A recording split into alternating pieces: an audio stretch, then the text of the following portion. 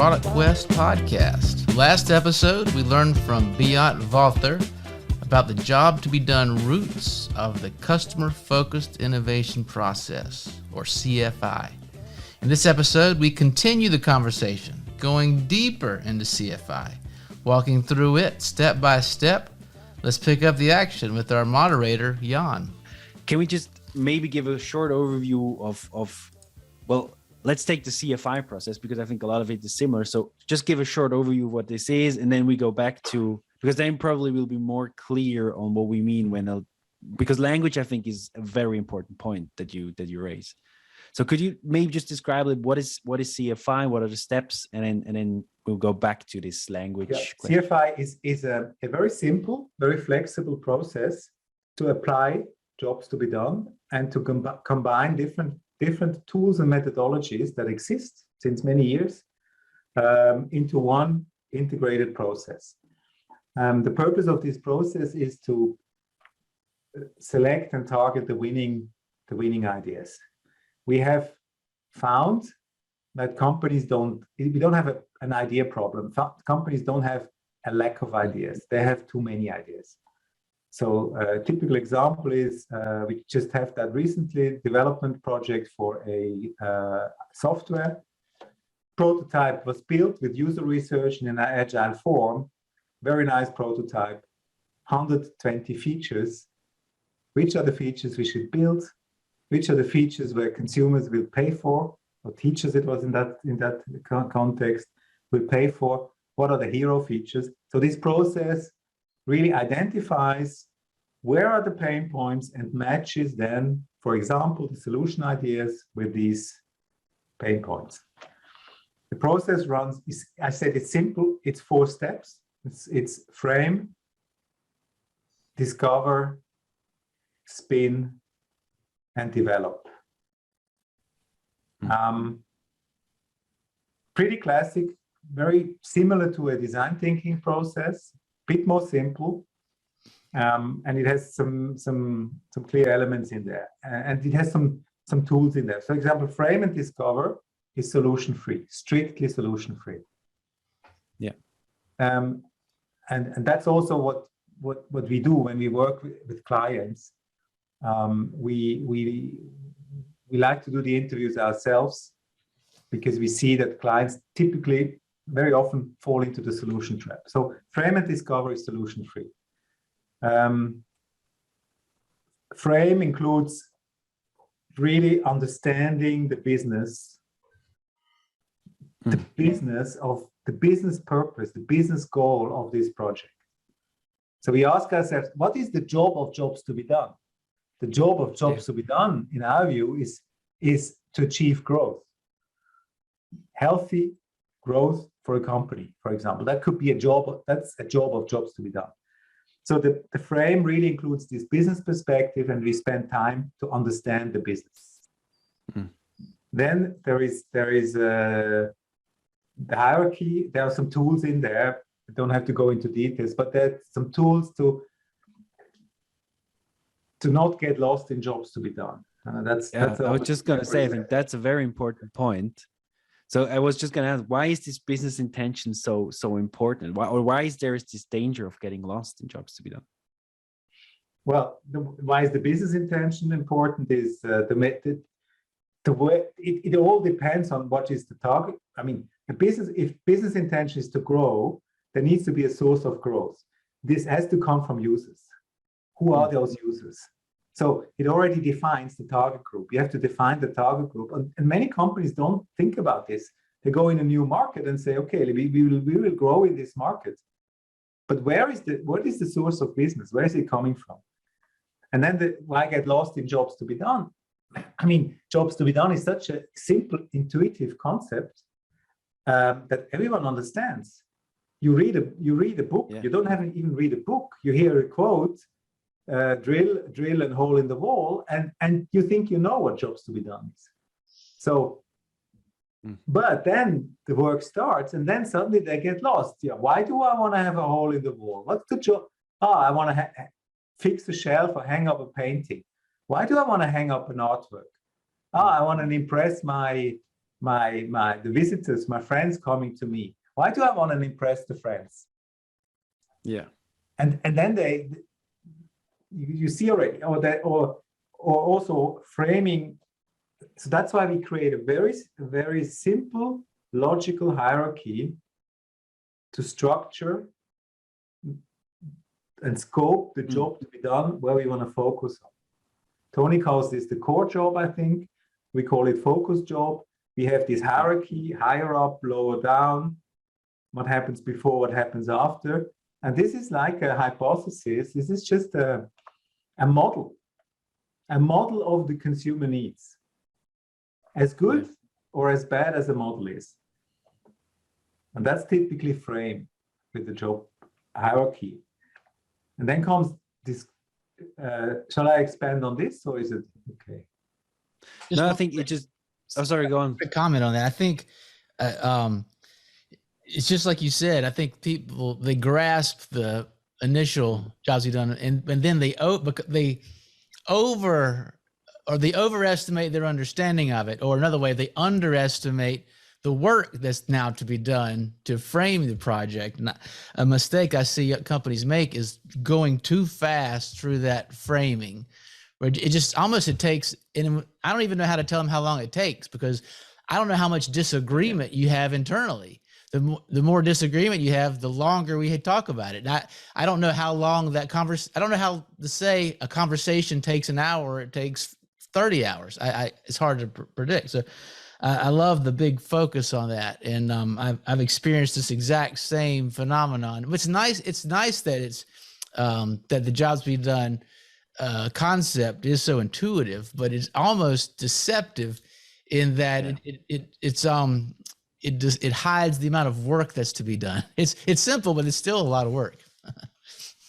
Yeah. It does the concept also not justice, because what I expect will happen is in a few years from now is everyone will have tried jobs to be done. Many have failed, and will say jobs to be done is useless. Or they'll say it's too complicated or something. Or it's too complicated. So yeah, but I think this is really worth emphasizing. So this is, and I think many make kind of a similar experience, or they start reading about somewhere, or they start reading a book or maybe an article here and there. And then when you have to apply it to your actual industry, to your problem, then you go either two ways. Either you overcomplicate. So there's two dangers. You overcomplicate things, and then you have a list of 1,000 jobs. I mean, we had that when we worked with the Swiss Railways. They tried it out a little bit, and then you have a list of 100 different jobs, and you don't know which one to focus on. And then, or the other one is you really think it's too complicated. You get you leave it out, or you put on also just the label. I mean, I've seen some, well, okay, we shouldn't be bashing others, but anyway, like just writing a sentence or two, whatever you think is jobs to be done is, and then call it jobs to be done, and then it doesn't work, right? So that can also happen. But I think this framing phase we have in our process is really, as you mentioned, Scott, is something that we really take good care, because you can speed up later on. But if you're wrong in the framing phase, if you're too quick in the framing phase and you don't really think about this, it's garbage in, garbage out. Yeah, I think you appreciate this. The way I learned this job hierarchy you described, I learned that before learning jobs, and I learned it from the ambassador that I referred to from P&G. So I don't know how much, it's one of those things I just learned from him. So I don't know what was of his own creation and what he had drawn from other sources. I don't know. To me, he was the source, but I learned this idea of this hierarchy of problems. And so when I later learned jobs to be done, I took that and it was a very easy match to make. And it's interesting. You and I have not had this conversation before, but you described exactly the conclusion that I came to. But I find it a little amusing that I learned that from somebody at P&G. Again, it was this hierarchy. There was not it was like this levels of, you went up to ask why is something a problem, and you would go down to say what's stopping you. So he called it his why, what's stopping analysis. And so it was to arrive in, again, we didn't have jobs to be done language as part of this dialogue at that time. This was a long time ago, but it was to arrive at what problem are you going to solve? And so again, it's very much jobs to be done without it didn't have the terminology at the time, but there's a P&G, another P&G connection for you. It could be, yeah. There is another concept which is called the means end, which is also hierarchy. I mean, it is in the air, and I don't know why we came up with the hierarchy. Now, I think I shot myself in one week for 3 days. I remember, yeah. And I wrote an article, a white paper, because I said, what are we doing? What are we doing all the time? And then came out the hierarchy. Remember that, Jan? Yeah. I think these were kind of, I think if you talk to practitioners, that is kind of one of the first problem they run into, is exactly what's the level of abstraction? What's the altitude at which to go in? Because they get lost. And then rather quickly, I think you find something like that hierarchy, and you have to find your way around. But that's why I like really this, and I think it's Tony, I don't know, I'm not sure, but who used the expression to say jobs to be done is a perspective. Because what's important about that is perspectives are things you take. You take a certain perspective. And I think it's the same with jobs to be done. You have to decide in what way are we looking at something. And jobs to be done gives you for me at least, a perfect language to do this, to describe this really from the customer view. Yeah, and something I put in my book, which at the time felt controversial, I don't know if it was or not, which is because, like you say, in Frame and Discover, we want to stay solution independent, but a statement I made is whether something is a job or solution is dependent on your perspective, because so like you very well said it, Beat, this hole in the wall, drill a hole, is that a job or is it a solution? Well, if you ask, well, for what job did you hire this hole? You could say, oh, well, I hired this hole to hang a picture. So now from that perspective, the hole just became your solution. Exactly.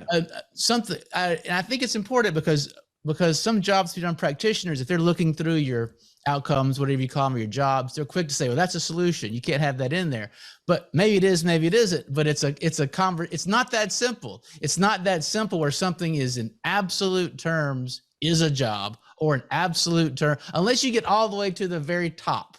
My position is the top for an individual is to be at peace, and for a business is to be profitable. I'm not encumbered by any research or anything. That's just sort of my personal opinion. But anyway, other than that one, everything else is either a job or a solution based on which one, where you are, if you're looking up or if you're looking down. Yeah. So when we spoke a few years ago, Beat, I remember you introducing me to this this framework, this hierarchical framework, and you distinguished three different parts, which I think could actually be interesting for us to delve a bit into that. So the bigger why, deeper why, and lower how. You told me at the time that the reason you did this was really as a kind of framing tool. I mean, it's in the framing phase of your 4-step process. And I think that makes a lot of sense. It's a kind of orientation to try and take a step back and take a wide angle view on all the different jobs at different levels of abstraction, shall we say, for lack of a better word, maybe, of all the jobs you can potentially do. So I personally think this phase in all flavors of jobs to be done is the biggest challenge, and actually the core step, I think, which is very difficult in practice and also in theory. I think this framing stage is really, and also the stage where a lot of people push back on when we talk about jobs to be done. I think most of the rest of the process, I think people get on board with quite well, but that first stage, people push back on quite a lot. And I think it could be interesting to discuss this a bit. Namely, I think there are two kind of let's say, sub-issues in the framing. The first one is that there's an infinity of number of jobs out there that you can solve. If you throw in, I don't know if you actually do this in your framework, but sometimes people will add a context to the job. So if you add a context, you're kind of making an even bigger infinity of jobs you can go for. And not only that, and you talked about this before, if one of your clients saying that they came up with tons of different jobs. I think we talk about somehow the bundle of outcomes, or of, as you call them, value metrics or error statements or needs, so which we can maybe explain a bit more later on. But what people don't talk about often is the bundle of jobs which make up your offer. So I think in the framing, there's choosing already, let's say, one job, but then there's also there's not only the reduction in jobs, but there's also choosing some kind of bundle of jobs you're gonna address. And I think this is quite a difficult phase of the process. And I wondered if you had any thoughts on this. I mean, the few other people have told us how they tackle this.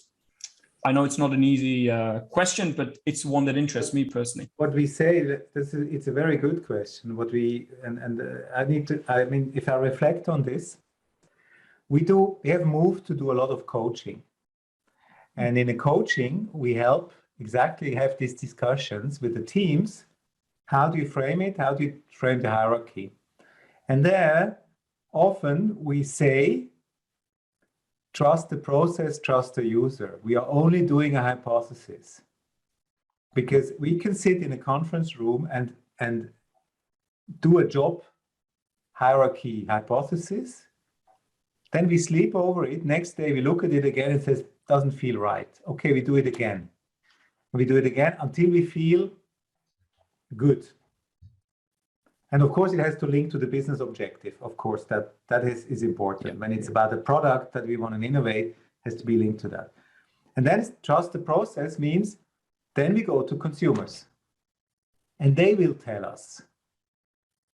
They will tell us if we are right or wrong in terms of wording, in terms of structure. And this takes out a lot of heat in the pre-discussions. As long as we agree directionally, this is the focus, this is the level of abstraction, then we say, and then we have some sub-steps, but let's leave that to the consumer, to the user. We are clear, we don't want to go higher up, we want to go further down, because, and then we go into interviews. And there we hear. We use a technique, which is a very classic one. We go into the interviews. In the first set of 3-4 interviews, we develop the job map again with the user. Yeah. We do a card sorting or whatever, and we hear about, they call it differently, let's call it also differently. Here is a step that we were missing, they were doing, we added in.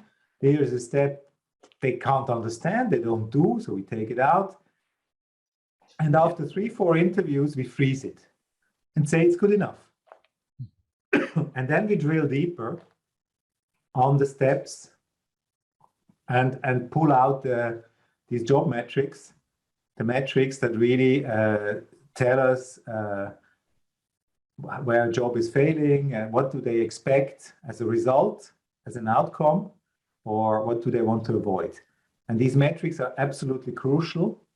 And I think only, Tony understands it. I mean, he has invented outcome-driven innovation. Before, he was talking about jobs to be done. It's about the outcome. We call it the metrics. It's these metrics. And we made the experience that the job itself does not help to innovate. It helps only to frame, to give the perspective. But then the metrics are really key. Because if they are quantified in some sort, then you understand how many people in a market find them important and are not fulfilled with current solutions. That's really the core. The metrics is the core of jobs to be done. Yeah. Yeah, so as I understand it, you're suggesting that it's this framing stage, the choice of the job. You use the hierarchical model you've developed to decide on the level of abstraction you want to go for, and that's a conscious decision that you would take in, within the company potentially. Then you go out, talk to some users, and then refine. So it's there's a kind of iterative process on the framing phase. And that's why we can be very fast, trust the process. We do a first hypothesis, we go to users. We don't need a long script for the interviews. We just go in, we have that in our mind. We go through the hierarchy and we explore and we make it right, we refine it. Yeah. So the job hierarchy for us is also the interview script, if you want, the interview guide. And I think actually, I mean, I'm sorry if I cut in a bit too much, but okay. Your hierarchy is actually it's quite well defined. Would you mind maybe explaining a bit the different levels? As I mentioned before, you've got the bigger why, deeper why, the lower how. Can you tell us a bit what these different things mean? Yeah, so there is something has to be in the middle, the focus. And if something is in the middle, then it has to be something up and something down. If you go up, we go to this meaning of life things, the bigger whys of life, the purpose of life, huh? And that can be okay. I mean, we've done project in branding, value proposition branding, where you have to be much more emotional, and so there we go up. But most of the time we go down and we approach what other people call a customer journey. So basically underneath we have steps, which are, but that's the difference to a customer journey. They are solution independent. So I'm sorry. So at the top you have the bigger why. So it's like the meaning of life kind of stuff, or at least the level above the focus you're on. Is that correct? Yeah. Then you still have the deeper why, or is that something else? I talk about the deeper why afterwards. Okay, I'm sorry. Okay, it's an interesting idea. But the lower how is basically the steps. How do they do it? How do they get this focus job done? And that gives us the scope and forces us to start at the beginning of a job and to end at the end. So not looking just.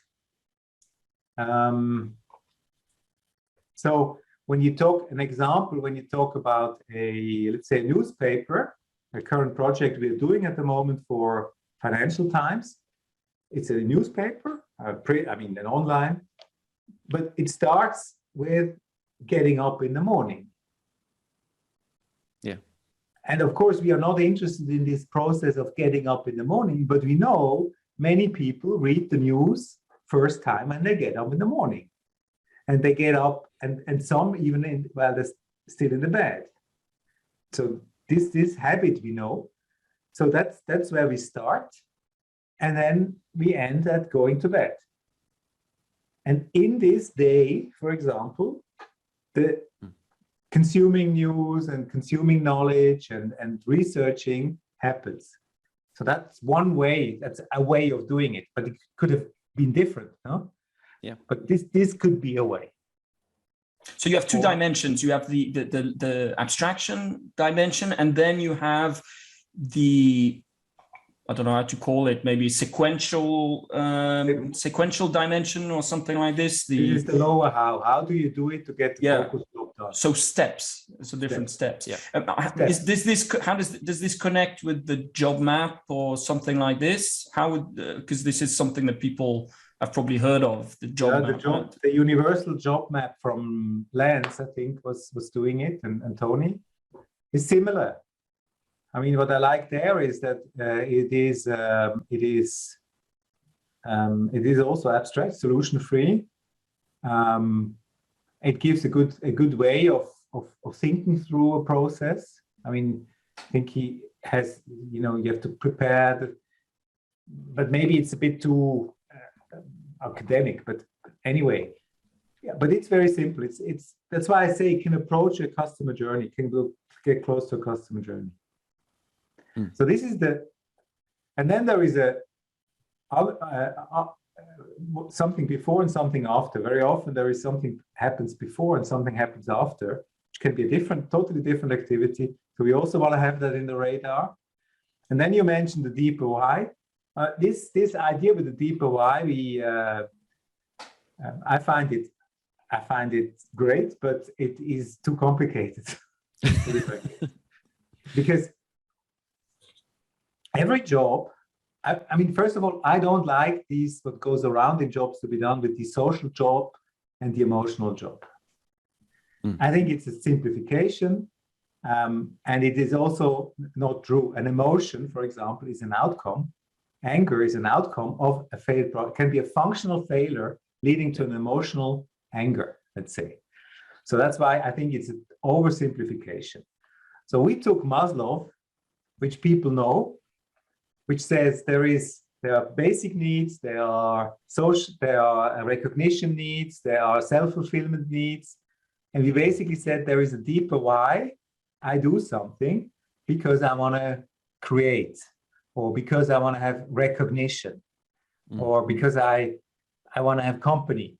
So we basically took the Maslow concept and put it in the third dimension. And then in theory, you have bigger why, lower how, and then you have these 5 levels of Maslow. And it doesn't really help in the practical work, because so it was your interpretation of the emotional and social jobs. Okay.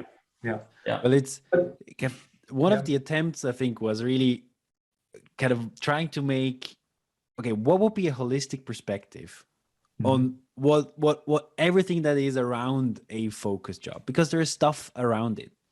And I mean, you can even make it more complex if you like, but I don't think that's the direction we want to go to with adding context and so on. But I think that was the purpose. Like, okay, what are the things that I mean, if you just say, take 5 or 10 minutes and brainstorm a couple of jobs that could play a role in the lives of your customer when they use your product, then I mean, that was the way we used to do it. And then we arrived at something like this. You always have some people that go for, let's say, very stable, universal human jobs. I want to feel secure. And that can be attached to driving a car, can be attached to consuming food. I don't want to poison myself, but all that stuff. And that's kind of this Maslow third time stuff that always stays the same. But then what do you do with that knowledge? It's a little bit hard to then translate that into concrete action, but it's there and it's true. So, but that's why I think we, maybe not even that consciously, but we really stopped talking that much about the deeper why in our at least in our work. But I think that was kind of the idea. Like, what if you just do a session with clients and brainstorm and then arrange them, you will get stuff that is always there. That's the universal stuff, and then the more dependent stuff on the project is bigger why, lower how, and the focus job, more or less.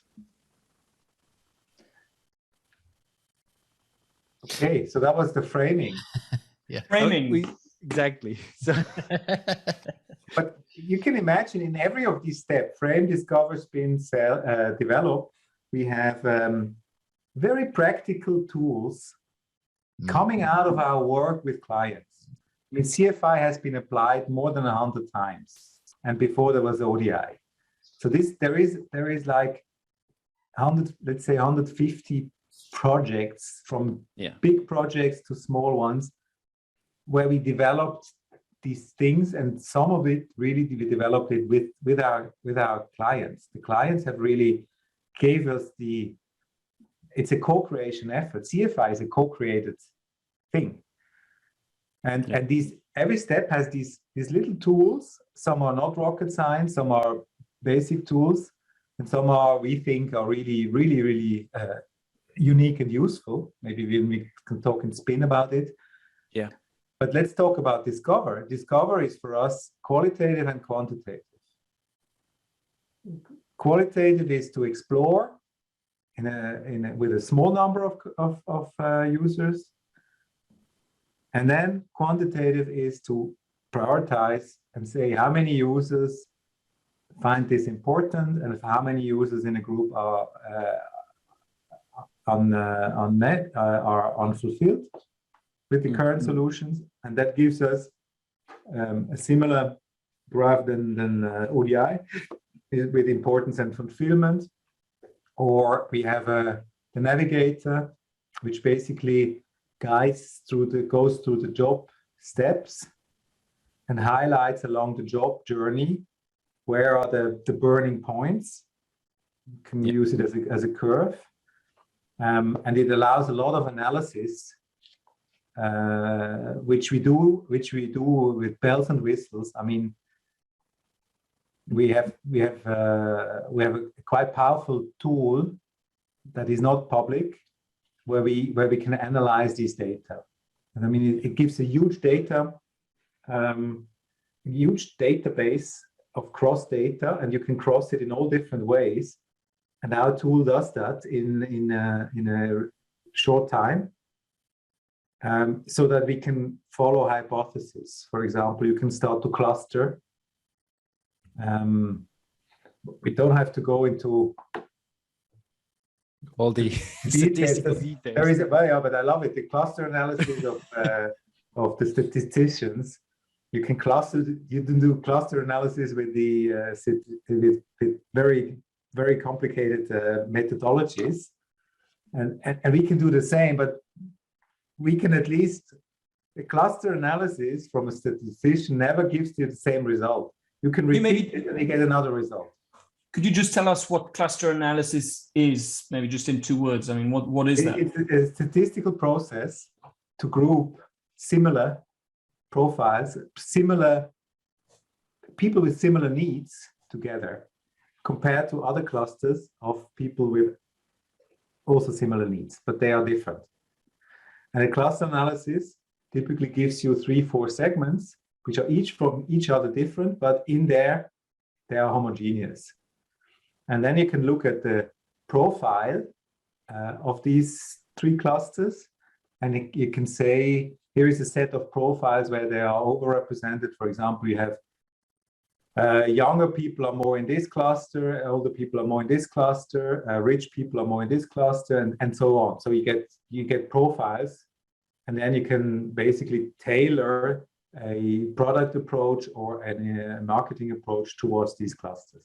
So the demographics and psychographics comes after the segmentation based on the needs. And I think that's a really interesting, and that's obviously the strength of all these jobs to be done approaches that you can. That's absolutely right. Marketing was doing for a long time the mistake of using demographics or psychographics, clustering around them and assuming that older people have the same needs, which is not true. Not always true. Not always true. Rich people have the same needs than poor people. We did a project on saving, and we could prove with cluster analysis that it's not about wealth. You don't have a different saving behavior if you're rich than if you're poor. It's very, very counterintuitive can you imagine the Swiss banks?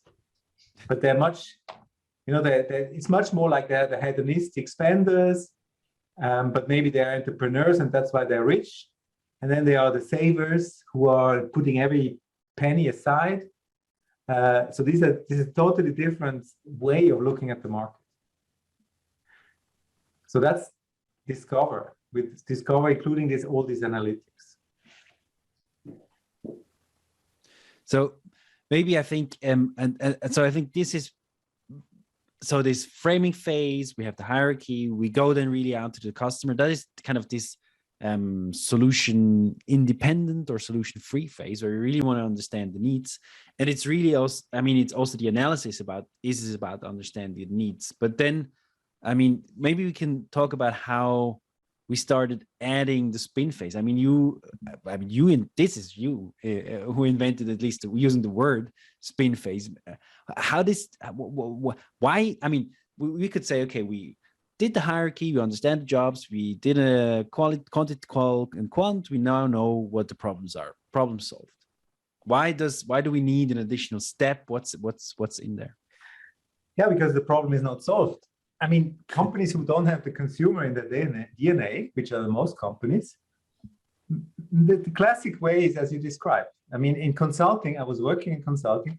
There is, understanding the business problem, analyzing, conclusion, recommendation, and an action. Or in design thinking, is like observe and then you design.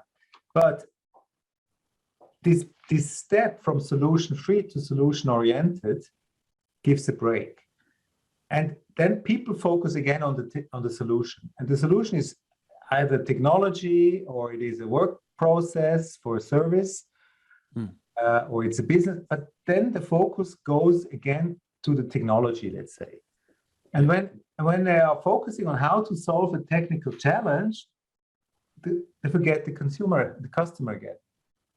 So it's like we've seen that so many times. Here is the result. We are analytical people. We see the results black and white, and then you see it goes again in another direction. So we felt that we have to include a phase like a Catholic, not Catholic, but Catalyst. Catalyst, like a catalyst in between to spin the teams into the right direction and to spin the solutions, these many ideas are around, towards the customer. And that was this spin idea. And spin, I mean, comes from spin doctor, and it works in English. It doesn't work in other languages, but it is really this idea to give it an impulse towards the customer when you go from the solution free to the solution. Yeah. And we are building up tools, very practical, useful tools to make this work. For example, we have a very simple, we call it pain matching tool. Pain matching means on one side you have all the ideas and the features and whatever there is, and on the other side you have the pain points identified in the quant. And now I have a discussion about this matrix. Very simple. And it can be done more informal, like Jim Kalbach would do, or you can do it more systematic, with points and ratings and so on. But this identifies very quickly which of these ideas address pain points, really fully, which ideas address kind of and can be sharpened so that they address the pain points, and which ideas are really not adding any value to the users. Yeah. And sometimes, although that doesn't happen often, is what are the pain points that we have no solution for? And then there were the what are kind of the white spots? I mean, usually companies are, if you have 102 ideas, the likelihood that you hit some of the pain points somewhat is rather high. So, but it happens. I have a fantastic story about, I mean, we were doing a project for the largest art fair in the world. Oh, yeah. Art Basel. This is really, I mean, this is an admirable, great company. They are in Miami, Hong Kong, Basel. They're the largest art fair. Target group are collectors of art, which are special animals, and galleries. Interesting interviews, or some of the most interesting interviews to watch. Exactly, in my life. And Art Basel was saying, hey, blockchain will transform our business model. Digital is transforming our business model. So much disruption going on. We have to invest into this new technology. So they started. 3 years later, prototypes built, acquisitions done. And then the CFO asked at one point in time, I see what it costs. What will it bring at one point in time? And then we did the project. So there was a lot of solutions, and we found out, amongst things that they knew, confirmed the thinking, that there's one big white spot, which is when you buy an artwork, let's say in Miami, and you live in Hong Kong, and you want to put it into your summer house in France. So you have the artwork bought in Miami, US customs, insurance issues, shipping issues, many, many unsexy things not solved. Yeah. That is, for example, an insight which came out, which then led to solutions that they have developed. But very often we see white spots are the things that no one thinks of because it's not sexy. Yeah, but I mean, if you spend a couple of millions on a work of art, then getting it to that summer house, you're ready to pay. You're willing to pay quite a substantial amount of money, because if that doesn't go well, and if you can solve this, I mean, this is also a question I think, going back to the hierarchy discussion. I don't want to go back too far, but I mean, it's also a question of where do companies themselves think that their job is done. I mean, I remember the discussions that we had, that at some point it was a realization that, well, but shipping and all the rest, other companies do this. It's none of our business. It's none of our job. We sell the work of art and then we're done. And I think a lot of companies kind of function in the same way. So once the transaction, as it were, is done, we stop. I mean, they're learning more and more, but we stop caring about our customers. But then, of course, the job of the customer is not yet finished, and it goes on. And there are often opportunities afterwards, or even before the job starts. But just an anecdote. So, sorry. So that's spin phase. One thing is this pain matching that you mentioned, where it's really about finding the hero features, finding the hero ideas, those that really address a customer pain point. Mm-hmm. Is there other so what are a couple of other things that we do when we we have a value proposition canvas. I mean, every idea in an innovation or growth project, we believe every idea needs a compelling value proposition. The value proposition can only be compelling if it links the customer side with the product side. And basically that's how we do it. We say on the left side is the customer, just so you can figure it out. Left side is the customer side, and then the right side is the company side or the product side. In the middle, there is what we call the promise. It's the promise of this idea to the market, or of this new product to the market. You can call it claim, you can call it benefit, but it's really, we call it the promise. And that links the customer side with the product side. On the customer side, we have two fields, if you want. We have the job. What's the goals that you want to achieve? And there we know everything from the job hierarchy and the qualitative exploration. We know what jobs they try to achieve. Yeah. And underneath, we have the pain points from the quant. What are now the pain points for this customer group? And out of this comes a creative process to derive the promise. On the right side, we have the product, but we don't call it the product. We call it the reason to believe. Why should I believe the promise? That's also Proctor thinking. By the way, this canvas, Jan, you don't know, but this canvas is a copy of a Proctor advertising briefing. I did not expect that this talk would turn out into that we would celebrate P&G. I mean, I don't mind. It's not that I don't have an issue with that, but it seems like something is in P&G that's good. So you have these reasons to believe. Why should I believe the promise? Because I have these features that deliver on the promise. So suddenly this reason to believe becomes product features. And if we would translate to your language, then the promise would be so wait a minute. So the reasons to believe is actually not within the jobs to be done framework necessarily, because it's what connects an attribute or feature of the product to the benefit that's delivered, right? So what would the promise be then in jobs to be done? Then what's that? It's the bundle of outcomes. This is a creative process to come to that, and it is a translation of a pain point into a positive. So the pain point is something negative, a failure. We don't use gain because I think we think it's confusing, but we say this is what hurts the customer.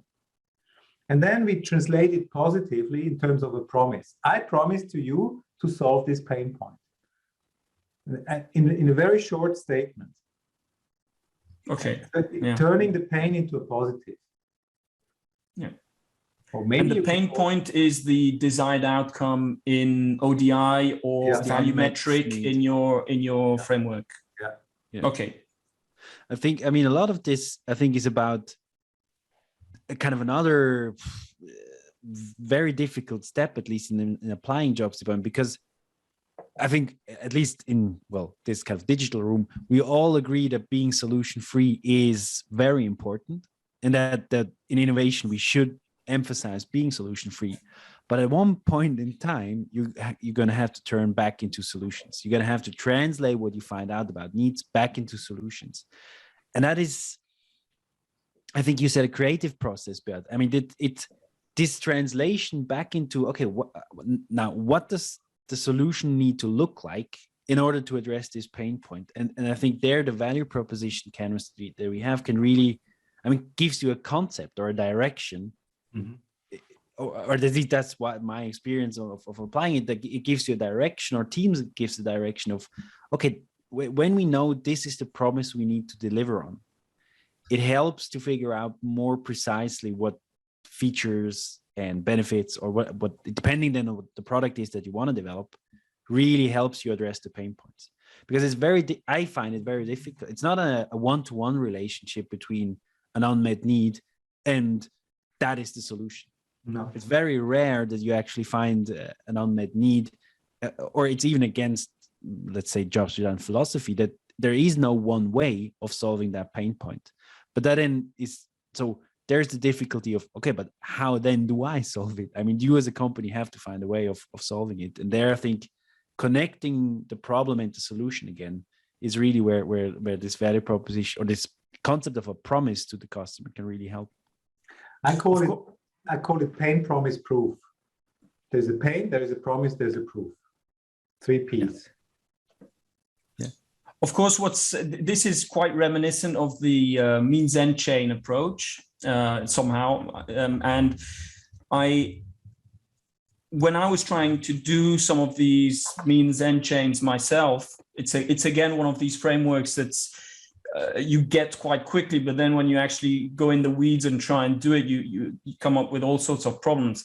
And one problem that I came up with was the fact that it's very difficult often to create a one-to-one relationship between the proof and the promise. So for example, ideally you would say this feature, this attribute is what allows me to promise you that this pain point has been solved. Okay, so there's some attribute, but in reality, often it's a combination, a kind of complex combination of lots of attributes that kind of together emerge, allow the emergence of the solution to the specific pain point that you're addressing. So that was just like a remark. No, you're absolutely right, and there's a magic sauce in that, which we haven't cracked. We just do it. I mean, we just had an example now of this management classroom management tool. We will do a webinar next week on this. 120 features. The pain points was clearly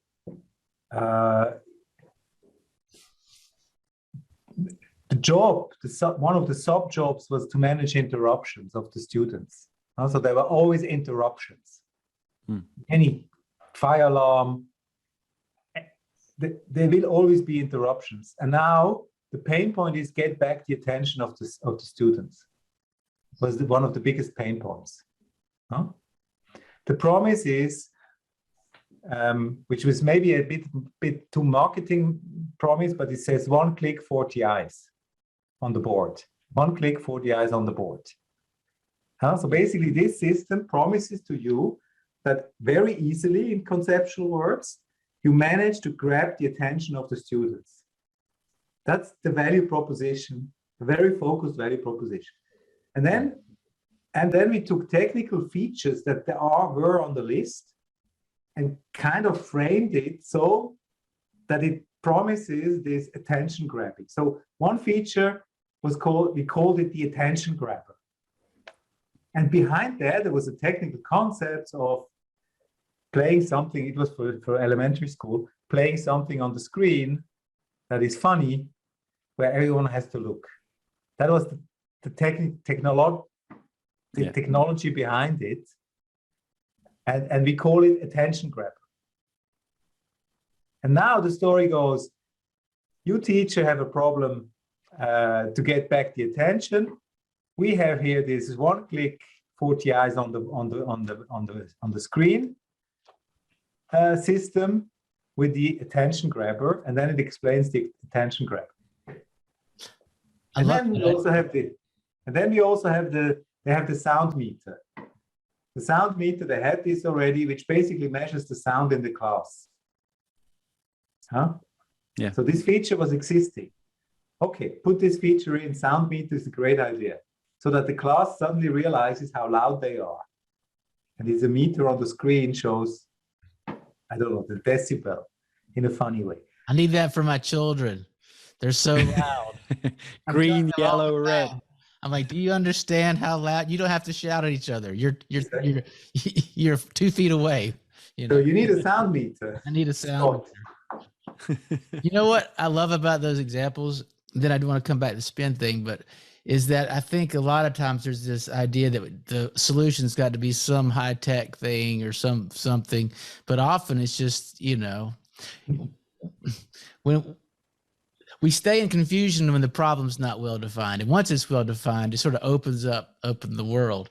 But the other thing I really wanted to mention is that I really love about this process. Well, first, I think as all of us are sort of students of innovation, let's say, and so we're used to thinking about, well, where does something fail? Where does a process fail? And the innovation process often fails after we go away. In other words, you leave the customer with this prioritized list of needs, and you're like, there it is. My work's done here. But they often need perhaps because we've lived in that world of the customer needs, it maybe feels more intuitive to us. But as far as what to do about it, just like we said, the challenge with framing. The challenge is, it's not that it's that difficult, it's that you assume it's too easy, so you don't put the effort into it. And I think as innovation practitioners, I'll just put myself in this category, I think it's easy to assume, well, now once you have these defined problems, now you know what to do with it and go forward. When I love that you stay with them, help them to understand it, and help them, and even have some tools to help walk them through evaluating each one against the possible ideas. I mean, I think so. Again, as a student of innovation, that really seems like you're addressing one of our pain points as in the innovation business. When you do that, I want to come back to when they don't have the ideas. Do you stick with them for idea generation or for technology scouting, or what do we do when we have a problem and we don't have a solution for it? Well, we do classic ideation sessions, but they are really focused on the pain points. Sure. We have the basic creativity methodologies: brainstorming, reverse brainstorming, brainwriting, all the de Bono stuff, if you know that. We do. And the biggest difference is that we have a very, very clear brainstorming question, directly derived from the pain points. So basically, I mean, you do this whole process of discovery. At the end, you have this, used to have in the past 100 deck slides with all the analysis. Now we have cut this to 1 page, 2 page, and go into a workshop and say, that's what the customers told us. Here are the 5, 6 pain points that came out. We phrase it in a very simple way. Maybe we dramatize and give some context around the pain points and say, ideation question 1, this. And then we apply these methodologies. Or we give it to an expert who is good in ideation, who is better in ideation. I think that is really one out of 10 projects, I would say, we do ideation. Yeah. And 9 out of 10, we discuss to prioritize the ideas, select the features, refine the features, building really on what is around in the organization. And one big benefit for the companies of this process is we cut time. We cut enormous amount of time, even if it looks longer, because we see that there's so much discussion going on beliefs, on I think we should do this, and then a technician says no, we should this, and then a sales guy from another country says no, we need this.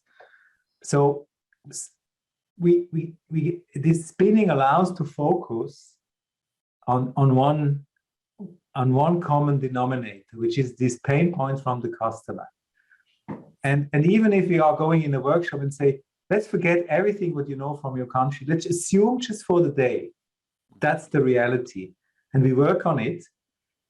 I tell you, at the end of the day, they love it. Yeah, they love it.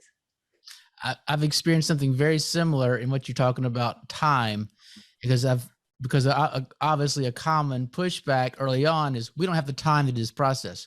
We don't have money. We don't want to spend money on it, but usually it's the time, another time. But I have the same belief that you just expressed. It's a big saver of time, because it's misunderstood how much time is lost when we don't have it, when we don't have agreement on the problem we're solving. And then we also will start to solve it. We'll solve it. We'll start developing something. And then, you know what? We make a decision and 2 weeks go by. It's like, you know what? I'm not sure we made the right decision. Let's have another meeting. Let's talk about that decision we made.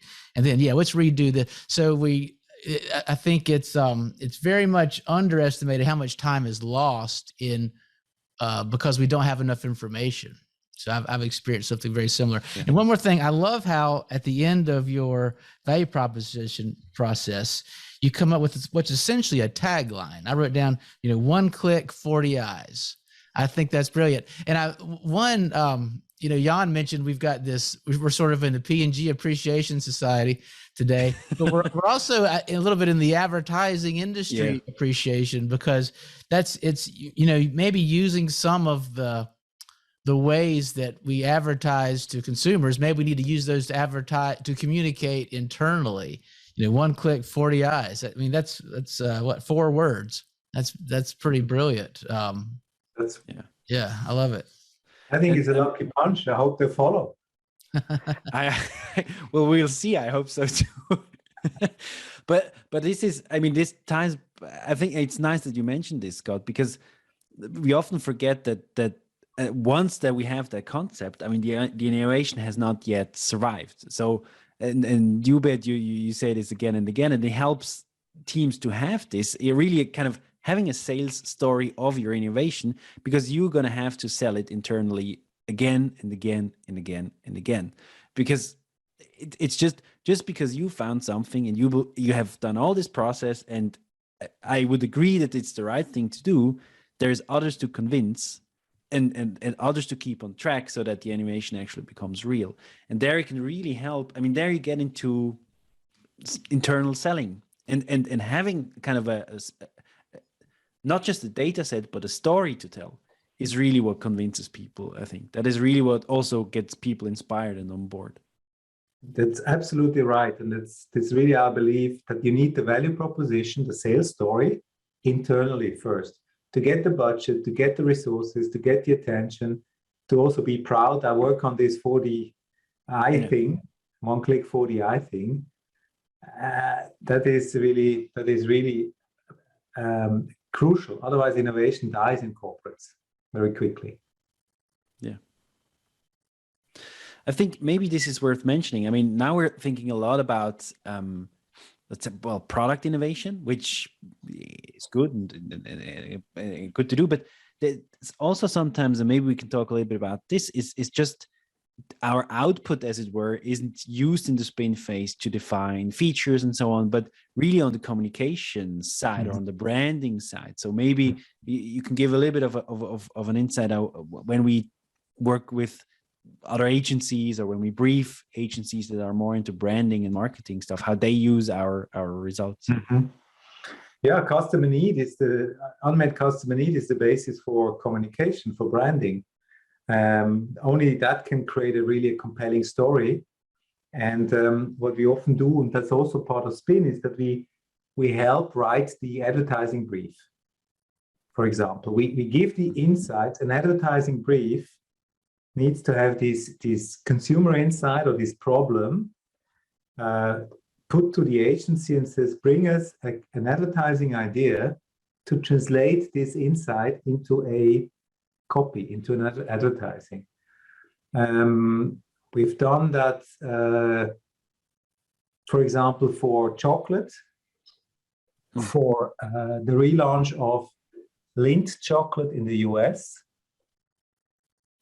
There is new advertising on air now since 2 years or 3 years, a new campaign, which was directly derived from a project that we did. I mean, they're really good in creating advertising, but we helped them to inform the advertising brief and say, this is the insight that we want to address.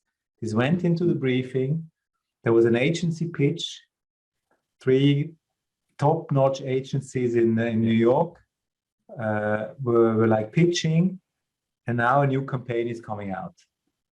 This is one example, a US example, which we did about 3 or 4 years ago, before the lockdown anyway, because we were there physically. Yeah, it was, and I don't we remember. Talked to about 50 or 60 consumers in the US in different regions and derived that from that. And it's basically the same logic. What's the pain point? What's the promise? And then what are the reasons, the beliefs to it? And if you look at this new advertising, this Lindt advertising, then I mean, we see very clearly what is in there. Of course, there are some other elements which is in advertising, which jobs to be done does not solve, like tonality, like executional elements. But the core of the advertising strategy is defined. I mean, I think that's brilliant. I used to have a video marketing company, and this is exactly how I got into jobs to be done, because I was exactly interested in separating this strategic aspect from the creative aspect. And this is really what got me into this whole thing.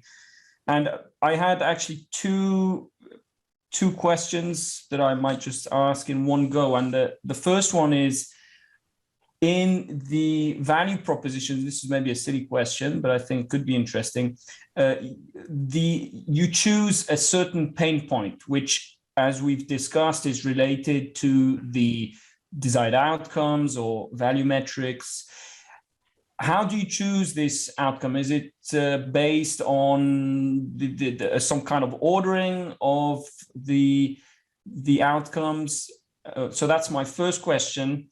And the second question is, in this approach, in these ads, where does the jobs to be done actually play a role? Because it's not really included in this whole scheme you've described of promise, proof, and sorry, I've forgotten the last one. Promise, promise, and proof. Okay, got it. So where does the job come in? So those 2 questions. 2 questions. I start with the second question. The job comes in. The pain, promise, proof is only a short version there's this canvas, and the first box in this canvas is the job. What is the goal that you want to achieve? That's the first box, and in there are the jobs. For example, for chocolate, one job that chocolate fulfills, which fits the brand of Lindt, is to relax. To relax after a stressful evening, or to get a quick me moment before the kids come home. So this is the job that was chosen, that we explored amongst many jobs, but this is the one we selected for the value proposition. And then underneath, you have a set of, and that's the first question, you have a set of pain points that we have identified. Some have to do with relax, some have to do with other jobs. They can very often be thematically grouped. Then we talk about pain areas, because very often we have 2 or 3 metrics which are similar and linked. So we group these pain points into different, let's say, pain areas. And then we create options of concepts. We say, now let's create we know that these 15 are relevant pain points in the market. They are, from the quant, we know it. It's these 15. And we tested 100 other ones, but these are the 15. We know we assume it's true, and it is true. Then we group them, and then we create different concepts. Some focus on pain area 1, some on pain area 2, some on pain area 3. And then we have 3 different concepts, which are, we call them the pure concepts, really focusing on the pains. And then you can decide, is one of these concepts really a route to take? Or you can decide, let's put them into a concept test. In consumer goods marketing, very often there is concept testing, which is also a spin tool that we offer, which is again going to the user, which is now testing a solution, but this classical concept. So you can decide, I put all 3 in, or I create one which combines 2 concepts and I put that in the test. But the pure concepts are really pain-oriented, and then we very often expand it. I find that absolutely brilliant. This is something I think is so important in terms of doing a great any kind of advertising, communication, marketing communication, and I think this is something that's also quite misunderstood, is my feeling. And the great advantage with this is that often when you're thinking about doing a piece of communication, piece of marketing, you get confused. You mix up the two different things, which are the things I mentioned before. Firstly, the strategic aspect, and secondly, the creative aspect. And these things kind of get fused together, and you don't know anymore why what you're doing and why you're doing the things you're doing.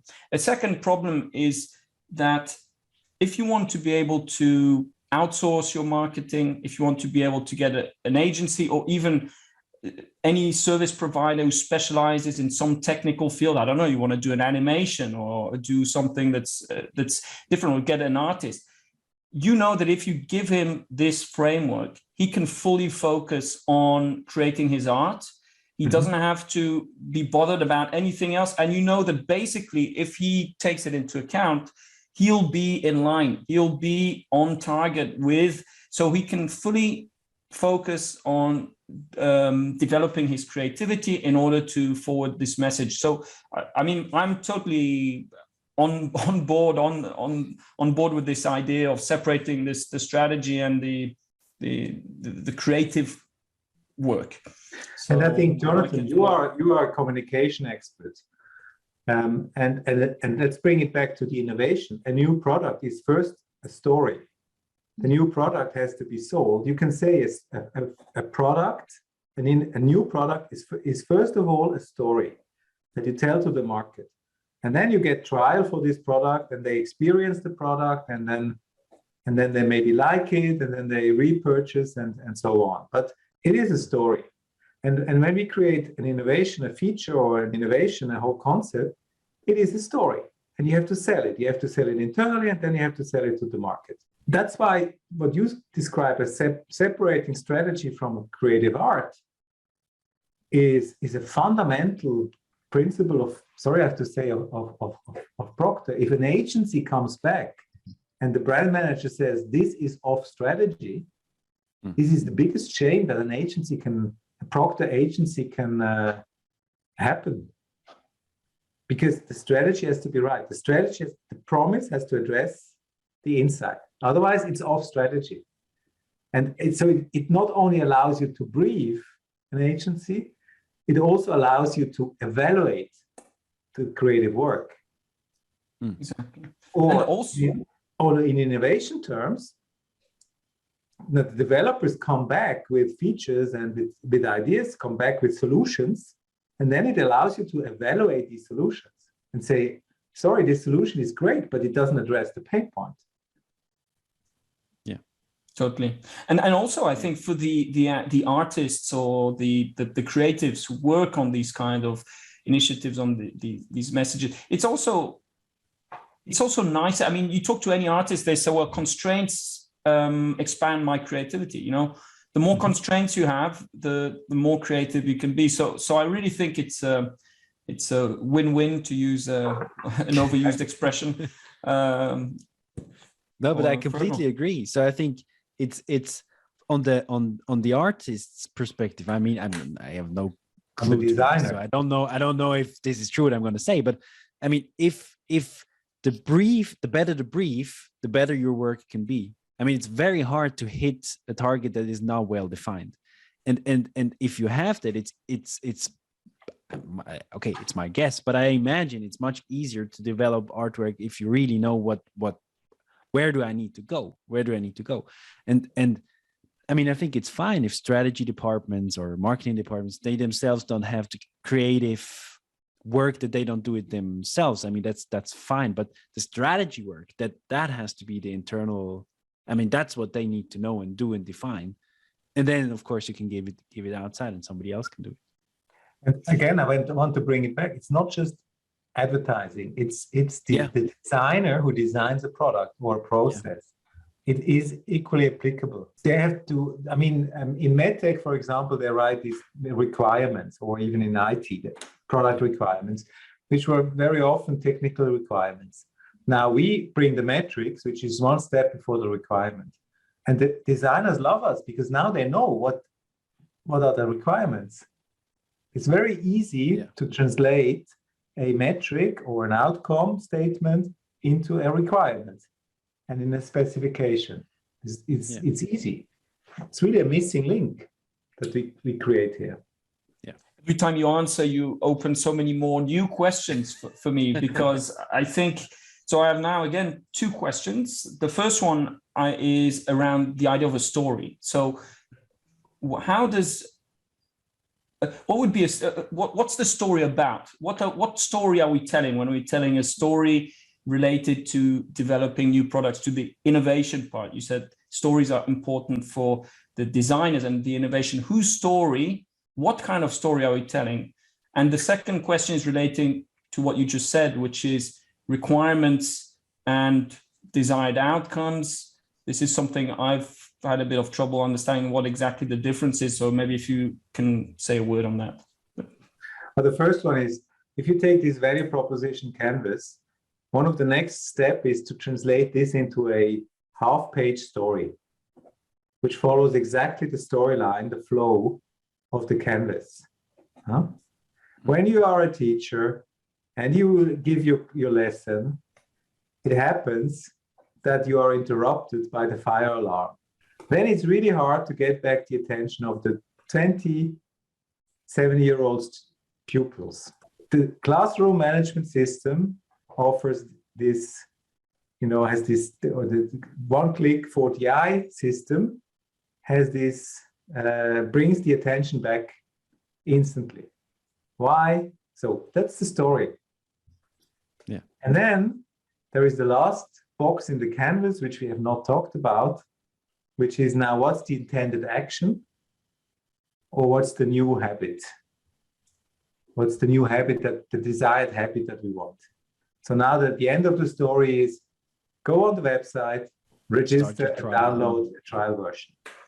I mean, again, I mean, this is great. It's, I mean, if you look at narrative structure, yeah, I mean, you have different versions, of course, but all of them, there's quite a strict structure. So again, there are lots of different versions, but essentially you have maybe 3 or 5 different phases in a story, in a narrative, and in between each phase you have these different points which are important. So you have, for example, in the middle of a film, you have what is often called the point of no return or something like this. So when the hero does something and basically makes a decision that he basically goes totally beyond, he can't go back to his previous state. He's gone too far. Okay, so he has to pursue the process till the end. At the beginning, you have the call to adventure, which is another important point. At the end of the setup of a story, you have and I think, and I've been very interested in this also, how actually there's many similarities, that's why I asked you about these stories, between a job, it's the story of a job, as you've very nicely exposed here, and a story as everyone understands it when we go to the cinema and watch a film or something like this. You have a protagonist who in this case is your user, customer, client, whatever you want to call it. And he is trying to do something, the job, there's an obstacle, something happens. And I think it's a very nice way of doing this. And if you're in communication, it can really help with designing your messaging, because that's an additional thing that will come in. You have the value proposition, but then you also naturally have a kind of story that is already there. So you also have the narrative that's kind of set up. So I think it's very nice. It's integrated. Yeah, it's integrated because very often there is a break between. I mean, the developer develops something, then they throw it over to the salespeople, and they have to sell it.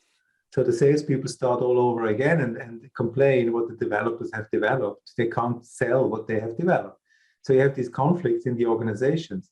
Now, if you do our process and we manage to include all parties, it becomes clear. So basically, the sales story is already written before the product is developed. That's an ambition that we have. The value proposition is the sales. It's written. We haven't developed anything. You can even do it without a prototype. I mean, you can go into prototyping, user testing, and all this, and we're fine. But we can write sales story before we have even touched anything on a product. And if this sales story works, then we have to make sure that our product meets the proof. It's as close. and pays into the promise. And the rest is clear. So that's the most extreme one, is you design a product without any. You design the sales story without designing the product. And it's a sales story with a lot of confidence and comfort behind it. So it's easy to make up a story, but it's not a made up story. You can trace it basically back to the customer interaction. So be that an interview or the survey or whatever that you did, you can trace that one back to the job hierarchy that you did, which you can trace back to the job. So sometimes if you use the word story, it sounds, it's something we make up. But that's not the case. It's something we've built based on the facts that we now have, ideally from a quant survey from the market. I just want to emphasize, it's not just a story, right? It's really, you can make decisions with them. You can design real things, and you can be certain that if you go in that direction, you will have more success than if you go in another direction. Which again saves time, Scott, as you said, huge time saver, saves resources. It's targets. It's aim right the first time. We like our agile, we like user testing, but we also like this solid foundation, and then aim right the first time, and then go in fast iterations to really develop the problem. Job to be done, and our process cannot solve everything, by no means, but it can give the direction towards the opportunity, and then you have to iterate and test, but never forget the product, because during develop we do advocacy, so we stay in the project during development, and if we are accepted by the client, sometimes not, sometimes yes, play the devil's advocate if you want. I said, okay, fine, but here are the Customer at the table is basically the claim. Put the customer at the table all the time. And we try to play the customer at the table with the data that we have. Because it happens so often that everybody agrees with customer focused or whatever word they use, and then they turn back to solutioning again, just talking about their solutions and ideas that they had anyway. So we haven't talked about the coaching. We haven't talked about the coaching. We haven't talked about how you work with startups. Well, let's put it like this. This will neither be I think this will not be the last episode that we do on the Product Quest podcast. And we need to know how we can bribe you. So we bribed Lance Bettencourt with ice cream, I think. So we'll bribe you to do a second show again, more maybe on the coaching and the startup. I hope it was not, repetition to what you've heard before from the others. And it was my perspective and my history with it. And also some beliefs that we have in Ventbridge, which we follow. Some of the things we are very flexible. Some of the things we are more dogmatic, because we just have seen that it works and has to be that way. And it's like a 20-year journey. Ventbridge is 20 years this year. Spin is by far not at the end. I was about to say, so if we're at Ventbridge 4.0, what is Ventbridge 5.0 going to look like? Let's finish 4.1 and then we'll see about 5.0. But I think the promise is clear that it will change. So it will change and we will improve. Well, there's definitely there's something that we all, I think, have in common, that when you first learn jobs to be done, you sort of begin by adopting the best practices at the time. And then when you become a practitioner, you have your own interpretation, and you becomes you add to this field, really. And that's certainly a common theme in Beat and Jan. You guys have certainly done that a lot, and I've got a lot of notes. So have I. I've got this one quote. I just love it. I'll say this for later, but a new product is a story you tell to the market. I thought that was really good, and that was one of the major themes, I think, and one of the things that you've really contributed is everything after the quant. Because normally when we talk about jobs you've done, a project, that's where we think of the endpoint, and that's like halfway with you guys, and that's also the point at which there's a lot of things to do and a lot of things can go wrong. And you even just talked about going through development and concept testing, all the way. So I certainly appreciate you sharing all that with us. It was a real pleasure. Thank you, Beat. Thank you very much for this conversation. I think if people want to know more about you and the work of Ventbridge, they can always go to ventbridge.com. You can follow you on Twitter at Ventbridge, or of course, just find you on LinkedIn. That concludes today's Product Quest podcast. Thank you, everybody, for being here. Thank you, Beat, for being here. Please send any comments or ideas for future shows to productquestpodcast@gmail.com, and see you next time. Good, fantastic. Bye. All right, so much. That was fun. Thank you.